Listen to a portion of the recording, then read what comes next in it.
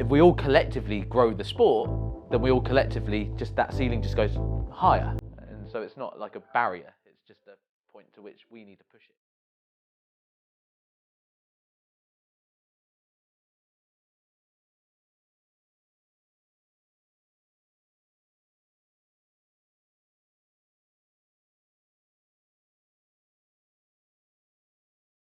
Right. First question. Are you excited by future career opportunities in golf? Any thoughts? My sense is absolutely yes. I think the industry is obviously at a point now where there seems to be growth coming, or has come, due to the pandemic. Obviously, we can't look back on the pandemic and say it was a good thing, but for our industry, there has been some certain positives. And as a result, I think that everything needs to now evolve to accommodate these new people coming into the sport. And so I think genuinely across the industry that there will be, number one, more opportunities, but I think there'll just be a development in how people have to sort of engage with the sport. It's maybe not something that 20 years ago you would be sat here thinking it's a bit staid in its ways and a little bit stale in certain ways. I think now in places like JCB and stuff, that sort of trajectory of trying to get new people in and widening the skill set, I think ultimately, I think I'm pretty excited by it. Yeah, yes and yes. So personally, yes. Thankful for sort of the career path that I've had and what golf's given me and my family personally. And then as Richard just alluded to, we've got retail producing figures that have never been done before. We've got participation rates on the increase. That's got to be a positive. What we now do with it as an industry and a collective of professionals is important, and how do we sustain that? Everybody's talking about different markets and potential bubbles. So how do we ride this crest of the wave as such? We were talking earlier today with some other industry colleagues about the buzz around driving ranges again, in particular.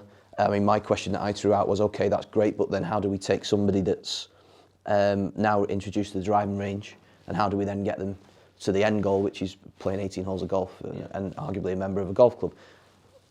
That's difficult, but it's exciting.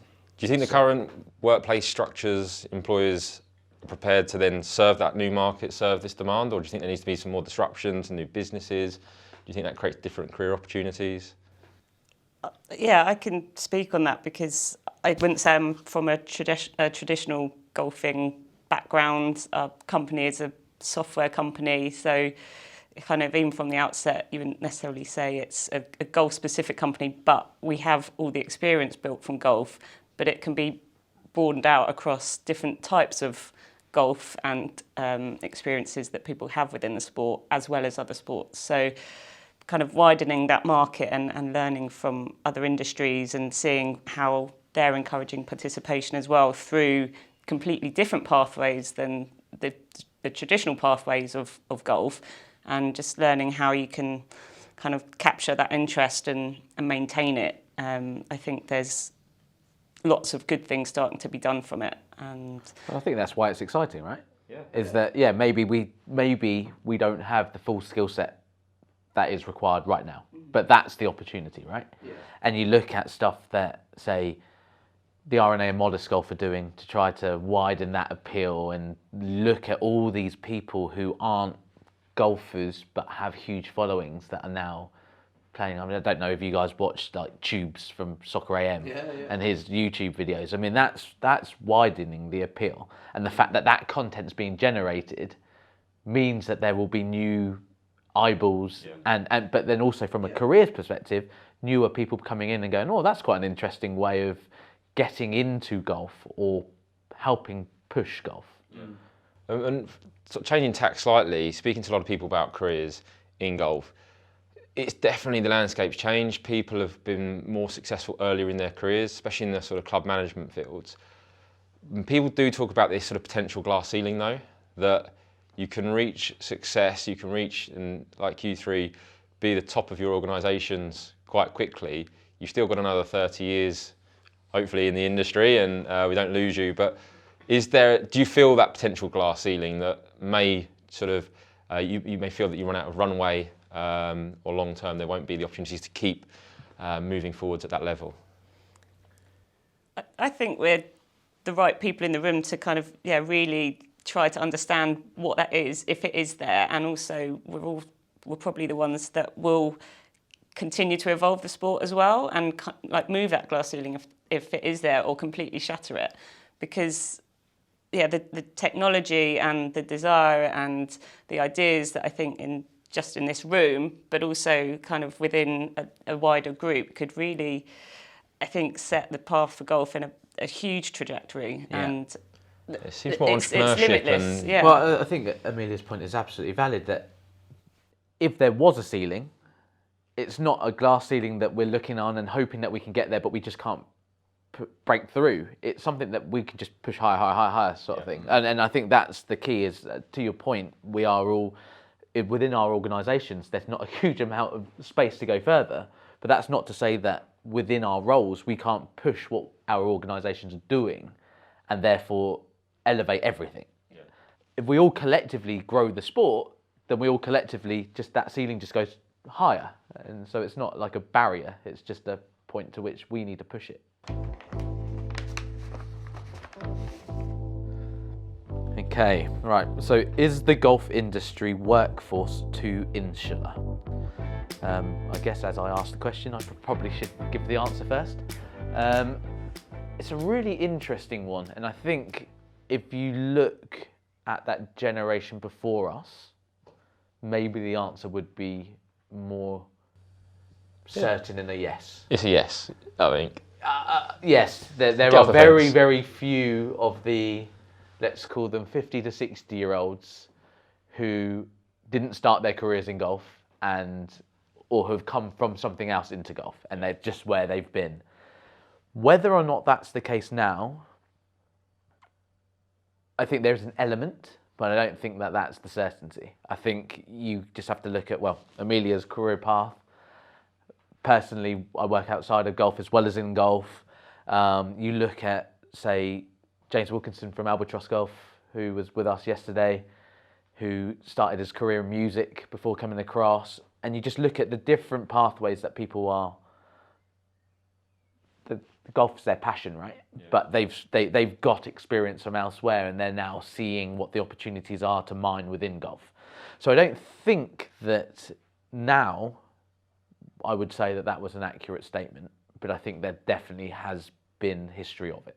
Yeah. I heard this term recently, probably for people of all of our age groups, it's the geriatric millennial. And it's kind of the combination where we used to, in first jobs, for example, working within a very structured environment, and this is your role and this is how you do it, and there's progression. But we're also the ones that have come through social media and we've learned digitally, whereas those kind of more senior figures haven't grown up with that or come into a first role with that. And so we've kind of got a broader experience and different ways that we can communicate throughout. And I think that lends itself nicely to having maybe a broader way of thinking in terms of, okay, it's not just a job we do, but I do a job and I've got these skills and they can apply to different areas of golf, or I can come into golf because I've got a specialist something else and I'm not afraid to transfer that. And I just think we've probably got that risk-taking mentality as well. And I think we can embrace people from outside of golf, we can embrace new technologies, we can embrace new ideas.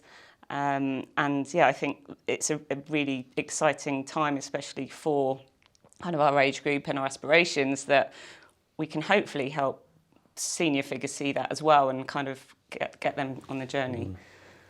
I think there's probably more evidence of that in businesses away from property, away from club management, media, PR, events and travel. I think on property, we are too insular. I think we're better than we were. I think we arguably put a price on direct golf experience too much. It's difficult because it's understandable when you're recruiting for roles, whether it's regardless of junior, mid-level, senior roles. Golf is our passion, but it's so in depth that direct experience is valuable. But we overlook that pool of talent and other individuals from other industries that we could welcome in and could definitely add. Bring some stuff to the table. So I think do you see that as a risk, or do you think maybe senior figures in the business would think that's... Does the industry see it as a risk? Maybe. I don't personally see it as a risk. Being somebody that went through education and university, specifically within golf management, then I suppose I do put a value on that and what I can bring to the table. But I think as an industry, we do need to open ranks a little bit and bring in some for want of a better phrase, outside help long term, which can only be a good thing. And you look at that, how that would be reflected if we look at sports in general. If you look at let's say the football industry, you could probably look at others as well. And they would be much more of an eclectic mix of people from different commercial backgrounds, particularly and operational backgrounds. Compare that to us at the moment. I think it's better than we were, but I think it still reverts back to norm, which is that at its core, it's led by golfers. Yeah. Is that a good thing? Do you think it's still cliquey? And trying to get into golf, do we welcome outsiders? I think Mark's point of depends what silo of the industry you're looking at, right? So you're absolutely right. And to be honest, if I was a member of a golf club and there was a new manager coming in and had no golf experience, as the member, would I look at that and think, are you going to be able to do your job properly? I don't know. I do know. I'm being a bit on the fence there. I'd probably side with I'd be thinking, you've got to prove yourself now. Yeah. Which is maybe unfair if they've got the relevant skills.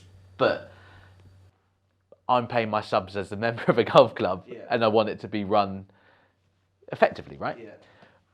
To your point as well, though, with the agency side and the media side and, like, say, European Tour and stuff, the only way they'll survive is to have that external influence. I mean, if you've only ever been in golf, run golf clubs, are your digital skills and the content creation, all the rest of that's relevant to nowadays going to be on song? Probably not as much as someone else. So some of those agencies and industries need to make sure that we've got more people in. Whether or not we're accepting,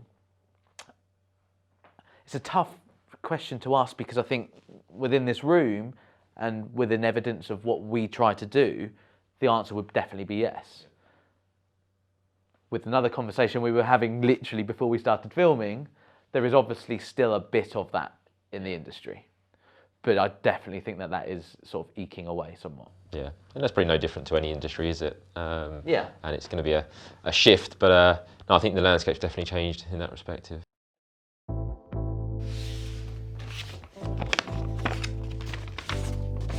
So the question is, do you fear leaving the golf industry? I don't personally fear it. I don't foresee that I will leave the industry either, because I'm so passionate about it. But I'm not worried about that. I would probably flip it round and say, as well, should the industry fear some of those people in it currently leaving? And what are we doing to push the envelope and make sure that doesn't happen? Yeah, I love that you flipped that question, because I think that is the actual question, is should the industry fear losing the talent that it's got currently? And I think that is. Do you think that's a real fear? I don't. In terms of a risk, where do you think we see it? Again, back to a couple of times ago, with the opportunities and the excitement about what the industry is currently sat in. I don't think there's a fear currently. Yeah. But I do think that there probably was a couple of years ago. Yeah. And there are a lot of talented people. If you look across the spectrum of the industry, I mean, as I say, we've got. And I think that's one of the critical parts, right? Is you've got so many different jobs. I remember when I left university, had no idea there were so many different ways of working in golf. Yeah, absolutely. And so when you look across that full spectrum, there are so many talented people in the industry now. And I think that is also, okay, we have got lucky in participation because of the fact that golf was one of the only things you could do during the pandemic. Yeah. But I do think that some of the talent within the industry is also what's helped facilitate this growth. Yeah. And will hopefully keep that ball rolling. It feels like we closed the gap a lot where golf, it was that sort of retirement job. It was sort of an industry that was seen as sort of 5 years behind other industries.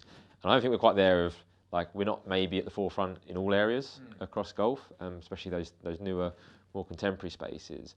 But do you think that outside of golf industry professionals get the credit and are seen as specialists from the outside? Well, they're seen as specialists, but that's a difficulty for us as individuals, because if you ever do get the desire to leave the industry, how are you going to demonstrate your transferable skills and get yourself back out? I know that's not the point of today, is to try and move people out of the industry, but I think it works two ways. I think the fact that it can be difficult to carve an exit route out also makes it less appealing to enter at times as well.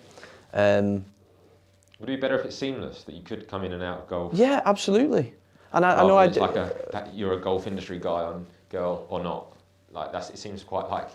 It needs to be fluid as well. And to your point, it's great for golf to have specialists that can go out and show what they've learned and picked up and had that experience from golf, because then that is showcasing a route into it to attract other people with different experiences and ideas, and that will then help grow the game as well. You might get to a point where and I think we might come to this, but you're so successful in golf, you have a fear of actually not having success outside of it. So maybe people are just staying comfortable, and that doesn't develop golf. And I think the greater good is that there is that channel to remain fluid with the experience, and that will hopefully grow the sport. I think, Adam, you mentioned about the potential to leave the industry and then the fear of getting back in. Well, that's relevant, and I can relate to it, but arguably that wouldn't be a bad thing for certain parts of our industry to go and experience and widen their skill set elsewhere and come back with some fresh ideas. As I'm sure there's examples that does happen, but I think it would be great if it happened more often. I think one thing that, and this is maybe not just about employment, but we've seen more collaboration. So it doesn't mean you have to leave the industry to gain experience and then come back in. So it's not your job, but actually within your job, within golf, start collaborating and going outside that space and collaborating with specialists in other areas. So you're still getting that experience, but you're not necessarily leaving the industry as such. And we're seeing a lot more of those collaborations starting to kick off. But I think there's a huge space for the industry to do more of it. Is the question angled in a fear of getting back in because the industry wouldn't let them back in? Or is it because obviously if you left and then you wanted to get back into golf, but there wasn't a job available, then there is a fear, because you're like, crap, I wanted to come back in. Yeah, and I think that's the big challenge. But do you think hiring managers, senior leadership, look positively on people going outside of golf and then bringing them back into golf, or do they prefer a traditional skill set? To Mark's point just then, me as someone who runs an agency and does hire people, 100%. The wider the experience they've got and they can bring as the external experience and a new fresh way of thinking is only a positive for my agency. Whether or not that is the case for, say, a committee of a private members club and the board and all the rest of it, and then looks at someone who's, I don't know, run a restaurant as opposed to run a golf club for the last 20 years, whether or not they see that transferable skill, I don't know. I don't see examples or snippets of conversations where people in the industry would say, "Oh, this individual left and now wants to come back." That's, I don't think that exists massively. I'm more concerned with the fact that the new talent that we do want to attract, how do we show them that it doesn't have to be a job for life as such, and they can come and contribute positively for 3 or 4 years. I would argue kind of that golf is a niche industry. I think the sport itself is it's hitting a ball. Like that is essentially golf. We all work in very different, quite similar, but different areas of the golf industry, but we've all got very specialist backgrounds, and I think they're all very transferable. So kind of pigeonholing golf that this is something we want to get into, or we might think about moving away. There are so many elements, and the collaboration piece is certainly one that's going to be so interesting to help the industry go forward. But at the end of the day, we want people to play golf, and for there to be an industry for people to come into the future in a healthy position. So having the broad experience just we've got in a room, and there's 4 of us, kind of imagine our counterparts, imagine kind of all the other agencies, production teams, hospitality that aren't necessarily represented here. It's such a vast industry. So yeah, I would argue it's niche. I think there are so many things kind of that maybe we sometimes get blinkered to because we're very kind of in the sport oriented, but outside of it, there's so many opportunities. Yeah, and there's a correlation between how in-depth our game is from the minute you pick up a golf club and you're introduced to the sport to when you're actually comfortable to go and play 18 holes and hold a handicap and join a golf club. Take that and then look at how that translates into us as an industry that employs people. And you're right, and that holds us back. And I don't think that's something that the industry's created. I think it's just inevitable that it is a complex sport, but it translates over into the professional side. And how do we break that boundary down? And how do we make it? Because there's 2 questions: how do you make golf more accessible in general because of how niche it is? How do you make the industry from an employment perspective more accessible as well? I think one of the classic case in points, which when we talk golf industry, you can't really look too far from, is the R&A, right? Yeah. Current chief executive Martin Slumbers was from banking background. Yeah. Chief commercial operator Neil was RFU before he joined golf. You've got Karen Myers, who was from an agency marketing background, who's now head of the comms side. You look at the equipment side, I think you've got someone who worked for NASA, someone who was built machines for like heart surgery. I mean, so basically our sport is being governed by people who aren't traditionally entrenched within that golf career, like lifelong golf career.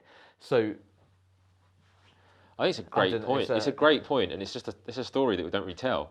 No, yeah, I never knew half of that. And that just fascinates me to now go and check that out. But I just don't think we talk about it enough, do we? Yeah. And I think that's great. I'm comfortable with that, even as somebody that's dedicated their career to golf to date. That's great to know that at that level we've got that outside influence that's now come into our industry and will help move us forward. Yeah, absolutely. Well, it's the best person for the role, right? It's whoever the best person for the role is should get the job, and I guess that's part and parcel of the question is: are we? Well, like this question and the last one about being insular. Yeah. Are we too much that we're stopping the game developing? And I think the answer is probably no at the moment. Do you think it will be easier or more difficult to recruit people moving forwards? We have a recruitment specialist in the room. Yeah, well, I think it's an interesting one. I think there's, as we talked about, the participation side where the industry's at is in a really positive light. I think it has been a challenge over the last 5 years speaking to employers. I think more so in clubs and resorts where that sort of operational level, whether it's in the golf ops team, whether it's the greenkeeping team, getting people into those pathways is quite challenging, and I think it continues to be challenging. But do you think that there's an opportunity for golf to start reposition itself as a career, like it hasn't had before? Because we've talked about the positivity and where hopefully the industry is going to go, and it's a lot more diverse in thought. But have you seen any recruitment challenges or trends developing over the last 5 years in your respective areas? I'm a bit of a black sheep. I basically invented a role and convinced my bosses to recruit me. And kind of you have to, if you are passionate about something and you want to get involved, you have to create your own opportunities. Even if it doesn't succeed, you're starting to connect and create a network for yourself. And it's just, having a slightly more forward-thinking approach to it as well. And quite often the traditional pathways are very set and work really well for some people. And as you say, history's it's created some really good kind of personnel in golf at the moment. But whether or not that will start to dry up and how then you get those specialists in other ways, you might have to look outside of golf. You like agronomy, for example, we were talking about greenskeepers. It's a science, right? So you kind of need people with just an interest in that area, but might not have always thought, I want to be a greenskeeper, and might not have done kind of the education piece through it, but they've probably got the skills to be able to adapt and come across to golf. So it's. How have you seen it, Mark, in the green grass area? Like, because those are the jobs that they need to exist. Like, you need to have greenkeepers, you need to have the hospitality side of it for a good operation. For me specifically, I joined JCB in October 17, and I think that I was the first recruit that wasn't a greenkeeper as such. Fast forward to where we are now, and in a month's time we'll have been open for 3 years, operating as a golf and country club, and our head count is pretty much full now, in line with budget. So that's seen, over that period of time, we've seen the workforce grow from 0 to just over 60 people. Recruitment is always challenging. Let's get that right. What I found particularly difficult recently is from the hospitality perspective. Furlough hasn't helped. A lot of people within hospitality, I think, have been riding out the storm on furlough to see what their opportunities would be on the other side of it with their current employers and other people. And I've noticed some difficulties within that market. I think we're fortunate, so with the brand that we have and the backing that we have from a global company like JCB and some of the facilities that we have for staff. When we look at the greenkeeping team and the agronomy specialists that we have, it's a global mix of people, and a lot of those guys are fortunate enough to live on property with us. So we've been able to attract some great talent. So we're probably fortunate in that regard. But it's even though we've now got to the point where we're at capacity as such, it's an ongoing part of the role, which at times can always be difficult. So, Changing tact, would you, if a family friend, a relative said, I'm looking to sort of the 18-year-old, maybe just come out of uni, what would you say to them if they said, I want to go into the golf industry? What's your gut reaction? I'd ask why. Right. So, would you recommend it? I would recommend it because I'd look at what it's done for me personally and therefore for my family, and I feel very fortunate the position I'm in as a result of the industry, and I love it. I'm so passionate about it. But I would ask why, because I look at golf again versus some other industries, and I think that, and I would fit into this category, but the reason ultimately why I found myself within golf was because I was a junior golfer, that if I'd have been sat here at the age of 13, 14, I'd have said, I want to be a tour professional. Good luck, Mark. I'm still trying. No.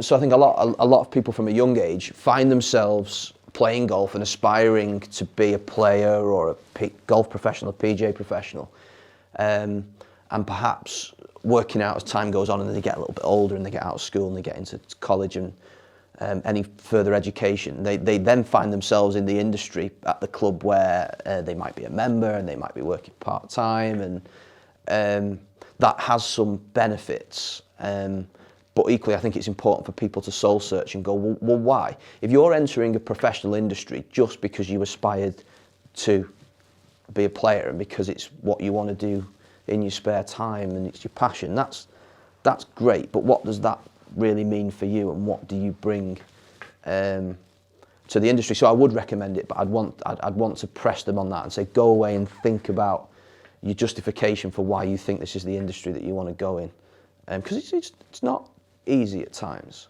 I think that's a cracking point. I mean, ultimately, it's still a job, right? Yeah. So the fact that if the answer to the why fit, and it was okay, I know I want to be in hospitality, but I love golf.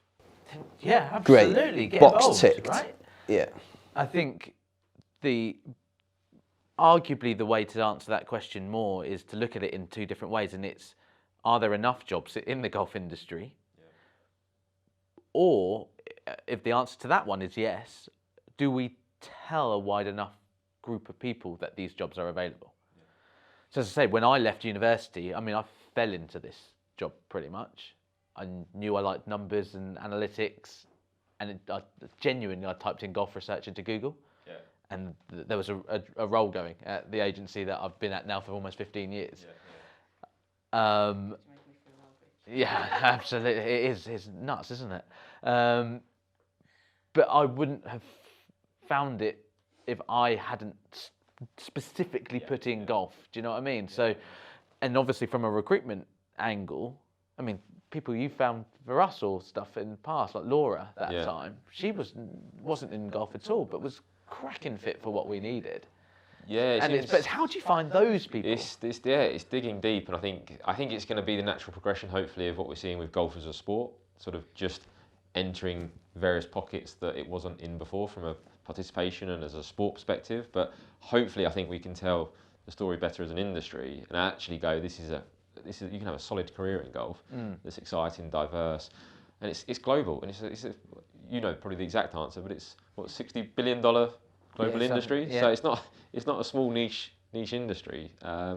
So hopefully, just as a natural evolution, we'll start to show that vibrancy and diversity moving forwards, and those people will be more accessible because they come to the fore, rather than, I think at the moment you have to dig really deep to find some of these hidden gems and put golf on their radar.